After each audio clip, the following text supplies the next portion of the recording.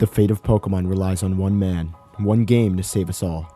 Pokemon Legends ZA. Now, it's obvious that Pokemon games have not been the most, well received these last few years. After the graphical mess that was Scarlet and Violet and the horrible remake of a childhood favorite like Diamond and Pearl, Pokemon fans like you and me are begging for something stable, something new, but most importantly, something that I can look at and be like, man, am I playing a Zelda game? My name is Pokey, and today we talk about how Legends ZA has the potential to be one of the best Pokemon, or better yet, best Pokemon game yet. Now, my reasons as to why Legends ZA could be absolute peak fiction is more so geared towards a couple of factors, so let me list the first few. Number one, they're actually spending some time on it. For once in a million years, Pokemon is actually spending more than 1 year working on a Pokemon game. I know, it's crazy. But what makes me even more excited than that is the fact that they now have even more experience with this whole open world thing. They finally dipped their toes into the sea with Legends Arceus, and while it was nowhere near perfection, especially when they tried it with Scarlet and Violet, we have literally nothing to fear, and hear me out because this part's important. People's main complaint with Legends Arceus was that the world felt way too vast and lifeless, and to be honest, I do agree. Legends Arceus, although was a huge step for Pokemon, suffered a ton from the lack of towns and other possible villages.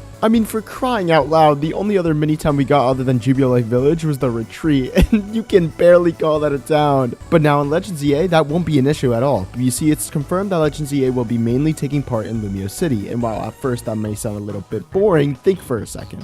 Lumio City is freaking huge, and the only reason people are a little hesitant is because the only real experience we have with that city is on a handheld flip phone. The Switch has taught us two things. One, that it's very lacking in the graphics department, but two, with the right amount of time, it could actually hold its own. An obvious example of this is with Zelda Breath of the Wild and Tears of the Kingdom. Say what you want about those games, but they made a world incredibly fun to explore. There's a reason why these games are so successful. Their open world isn't just consistent of a vast canyon with nothing else to it. There's rocks, boulders, bridges, waterfalls, leaves, animals, monsters, horses, abandoned houses, caves, everything. And the thing is, if Zelda is capable of doing it, then Pokemon should be more than capable of accomplishing it. Not to mention that the anime has shown how freaking huge the city is. An entire freaking Pokemon League is in the city, so just imagine something even a third of the size of Tears of the Kingdom's map, but with so much more to offer. A Pokemon Stadium up north, a Pokemon construction site past a giant park in the middle, there's so much things. And these things can be much more detailed than you can imagine. I mean, for starters, just imagine if Lumio City was even a third of the size of Tears of the Kingdom's map. That just means that much more detail and effort can be put into that giant, beautiful city. I just don't think we have too much to worry about the lifelessness of this game, especially since we haven't even gotten a teaser trailer already 3 months after the original announcement trailer was even released. I guess that is a bit too soon, but it shows they're taking their time, especially since delays can be made as shown with Tears of the Kingdom. So all in all, I think the size and aesthetic of the city will be a-okay,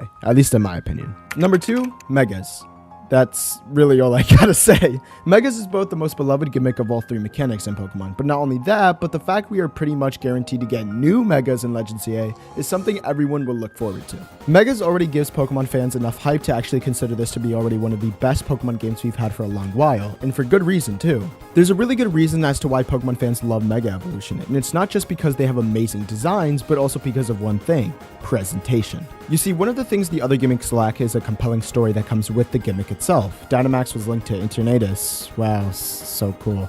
Z-moves actually had more to it, with it being derived from Necrozma's light, and it is essentially Necrozma's powers, which I think is pretty cool. But the thing with Mega Evolution is that it made such a huge impact on Pokemon as a whole. It was derived from the Ultimate Weapon, which created the split of timelines that we know today as the Mega Timeline and the non-Mega Timeline. So it's understandable as to why this game already has fans ecstatic, and of course the XY anime didn't disappoint with the Megas either. Number 3, Zygarde.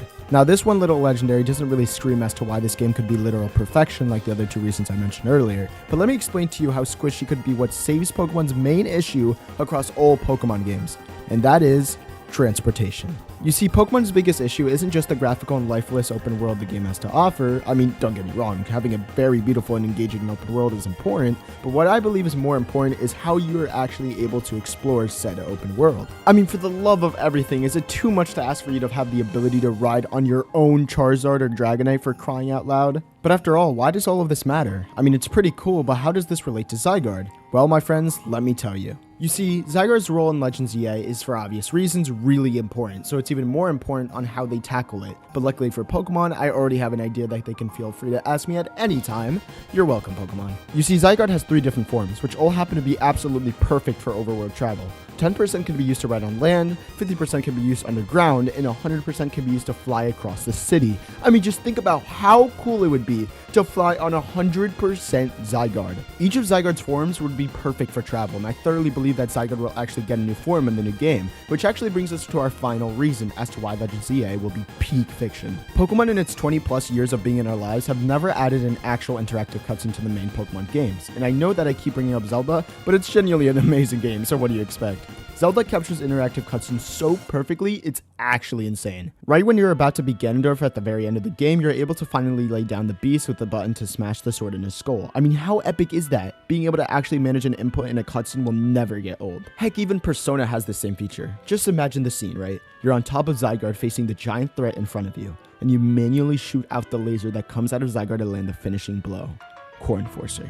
In fact, let's give it a step further. Imagine in an epic confrontation you actually control Zygarde flying through, beating this mega giant, and you can use all of his moves in an epic boss battle. It's different, yes, but different is what we need. We need that epic boss battle confrontation where we're zooming around spamming Core Enforcers at the final boss battle, where we're spamming 1,000 waves, we're hitting him with our fists.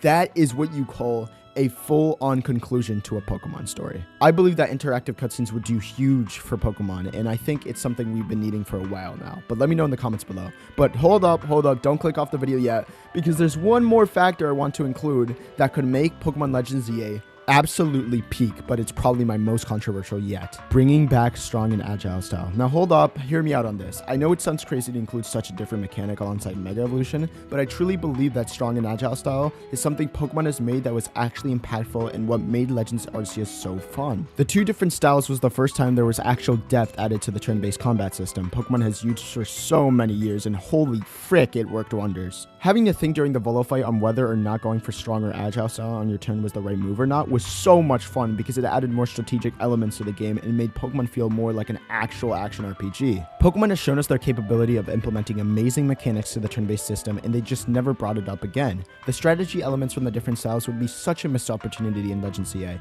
especially combining that with the Megas and saying to yourself, I have to Mega against this boss battle. But the real question is, would my Mega Greninja benefit from an agile Hydro Pump or a strong style Hydro Pump? Now I hope you can at least take what I have to say and maybe dive a bit deeper, or at the very least come to understand some of the things I've mentioned, and just maybe they could actually come to fruition. I hope you have a wonderful rest of your day, friends, but before you leave, can you actually do me a favor and subscribe to this channel? I'm trying to hit 10,000 subscribers by the end of this year, and I can't do it without you. So I would really appreciate that. You don't have to, but at the very least, hey, it's there. But guys, I hope you enjoyed this video, and I'll see you guys next time. Love you, friends.